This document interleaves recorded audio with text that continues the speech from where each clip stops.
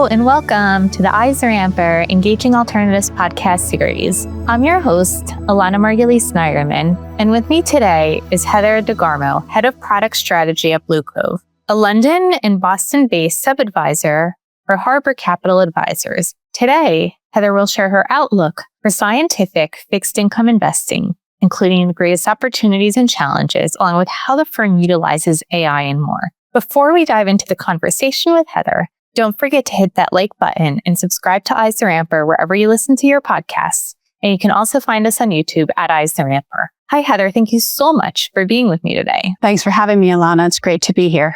Absolutely, Heather. So to kick off the conversation, tell us a little about yourself and how you got to where you are today. Yes, I got my start on Wall Street in the early 90s as a corporate bond analyst. And then I arrived in London in the late 90s as the Euro bond market came into being. And about 20 years ago, I moved to Barclays Global Investors. And it was there that we really launched a first of its kind systematic credit strategy. I joined BlueCove back when the firm was founded in 2018 to help launch their entrance into this market. And the reason I came and the reason I've stayed and the reason I've enjoyed it is BlueCove is really the only standalone specialist boutique manager of scientific credit. And coming to BlueCove for me was a very natural progression, as it is for many of the others who have come to the firm. You can check out our website if you'd like to have more information.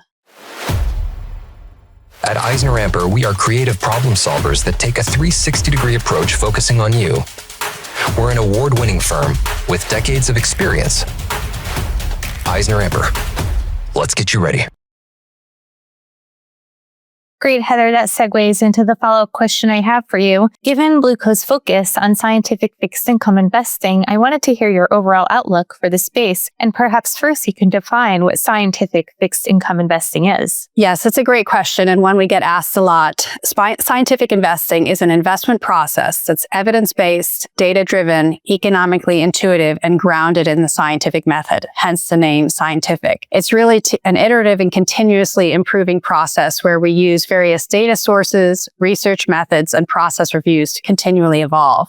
It's worth noting up front that scientific often gets called things where people use terms such as systematic or quantitative investing. These are really all in a similar category. I think the difference at BlueCove is that we utilize the scientific method to guide the development of our investment process. And what we do in that process is we take a traditional investment approach, we break it into its component parts, we reassemble people and technology and assign them to the roles to which they are best suited. And then we use data and quantitative research to develop proprietary research insights to guide our investing. And what we're trying to do ultimately with scientific investing is to take advantage of market inefficiencies that may be underexploited by many other market participants. And specifically at BlueCove, we specialize in applying a scientific investment process to liquid credit markets. In terms of the outlook for the space, I'd say it's good. If we look at equities as a bellwether, scientific investing in equities has been one of the most significant trends in the industry over the last 3 decades or so, but it's been slower to develop in fixed income markets. And that's because it's just taken more time to develop some of the market structures, which thankfully are now in place that allow us to do this, such as expanding data resources, expanding market breadth. The electronification of trading has been a huge trend, and scientific approaches are well poised to exploit these developments. And what scientific investing can give investors is a very compelling complementary or alternative approach to how they have traditionally managed their strategies, whether it's on an active or a passive basis. And what we're seeing now is really a growing acceptance from both sophisticated buyers and the manufacturers of investment processes about the compelling opportunity that there may be in scientific fixed income. So we really see it as a true growth area.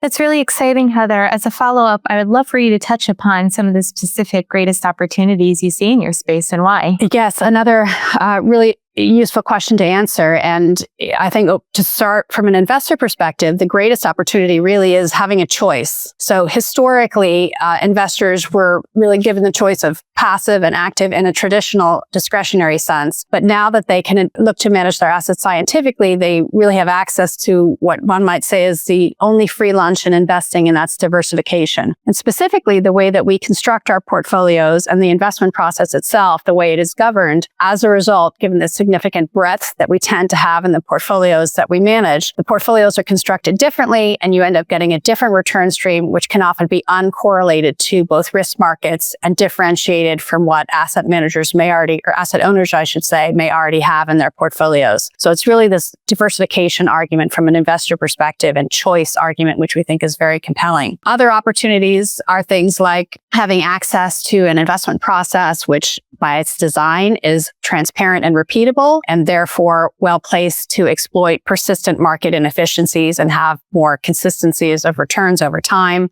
The ability to remove unwanted risk exposures in a portfolio and be quite specific. For example, in a credit portfolio, we might look to limit the market directional risk versus a benchmark, or isolating how much sector risk we want to take so that we can focus really on company-specific risk or company security selection. And then also, which is really important within credit, is to be able to explicitly manage liquidity risks and transaction costs. And for those credit investors out there, they know that these can be very significant factors to consider. Transaction costs themselves can sometimes reduce expected returns by 25% or more. So given that the bulk of the assets in the industry today are still managed in a traditional way, we think there's a real opportunity for investors who embrace a scientific approach. Heather, on the other hand, what are some of the greatest challenges you face in your space and why? Well, I think the biggest challenge for us as we started the business was to have the right talent. So experienced teams, given the fact that this is a fairly, developing area, or at least was over the last 10 years or so, having experienced teams are rare. And we overcame this at BlueCove by positioning ourselves as a specialist active manager. So we were able to attract type of talent that wanted to be in a business where we were focused exclusively on scientific fixed income investing. And at BlueCove, we've assembled an investment team that has worked together building scientific strategies for over 20 years. The other thing to keep in mind is that when you are looking to create a holistic investment process, you really need to have the right decision tools and a technology platform in place. And that can be expensive and time consuming. So it can take years of continuous R&D to build. And at BlueCove, we were in a position to be able to incubate our business and the R&D process for nearly 2 years before we launched our product nearly 6 years ago. For investors, a challenge has been to come to terms with new ways of approaching active fixed income. And it can take time to change minds. You need to educate investors about what the approach is, how it can benefit them, find early adopters in the space. And because BlueCove is a specialist manager, we are able to spend a lot of time with clients doing that and to introduce them to what we do and how we do it. And then I think from a markets perspective, market conditions can always be challenging for any asset manager, not just a scientific manager. But the way that we have addressed this at BlueCove is by looking to have breadth in terms of the number of asset classes that we target and the research insights that we employ. So ultimately, while there are high barriers to entry in this market, we think we've successfully overcome them at BlueCove. But that said, there will likely continue to be a shortage of dedicated scientific credit managers for the reasons that I've mentioned. But the good news for investors is that medium-term alpha opportunity in an uncrowded space should be pretty good as a result. Heather, I know you touched on this earlier in the conversation, but AI, which is obviously a hot topic, and wanted to see how BlueCove utilizes it. Yes. So I'm probably dating myself, but that's okay. I've been around markets long enough to remember before the internet. And at that time, it was, the greatest thing since sliced bread. And I think one could argue the next slice is AI. So for us at BlueCove, AI has been and continues to be a very important tool. And it's something that we have deployed across our organization. It has helped us with productivity gains, with bringing research ideas to fruition more quickly, helping us to analyze complex data sets. A really good example within credit, for those investors who are familiar, every quarter a company will have a conference call where management will get on and talk to analysts about what happened in the company and their outlook. And if you look in the US and Europe, on average, there are over 3,000 calls a quarter, each of them having 7,000 words, and they all take place relatively quickly within a week of each other. So it's a lot of information within a very short period of time to consider. And we're able to use large language modeling to be able to sift through the text of these calls to extract things like changing sentiment indicators from a company and do this within a day, whereas historically this could have taken weeks to accomplish. So AI and other machine learning techniques really benefit from having large data sets and stable relationships. So there are some tasks tasks like data processing or cleaning or extracting market sentiment or simplifying complex data sets that are more suitable to these applications than others, such as return forecasting, where often the relationship between the input and the outcome can be noisy. So for example, the relationship between how a company's fundamentals are faring and how their bonds are performing can inherently be unstable. So there are situations where AI can be beneficial and perhaps not as applicable, and that's something certainly to consider. But I think in aggregate, AI tools have made our infrastructure more efficient. They've allowed us to be faster in terms of engineering. They've allowed our investment process to analyze increasing data sets more efficiently. But ultimately, it is no substitute for creating a robust investment process, which we think is key. And equally, these technologies are changing really fast. I mean, anecdotally to me, 2 years ago, AI was new, and now it's everywhere that you look. So many things technologically based, it's evolving at a very rapid pace. So having a technology platform in place that is scalable and purpose-built to support scientific fixed income, like we've developed at BlueCove, we think can be a real asset.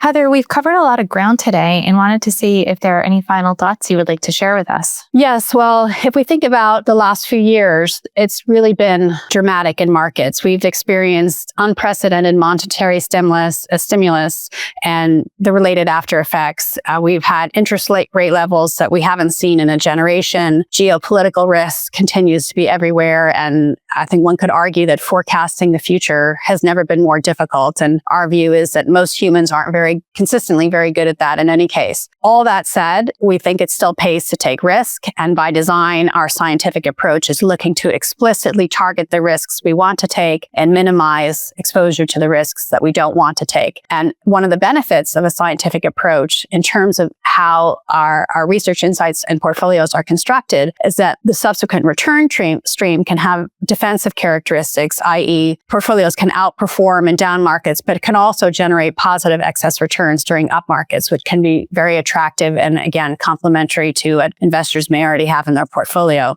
So as a result, we think that scientific investing can provide investors with more choice and attractive diversification of risk exposures, which is a particularly important factor to consider during these uncertain times.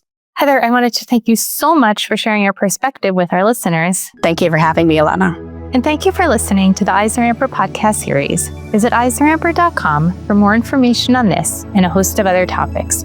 And join us for our next EisnerAmper podcast when we get down to business.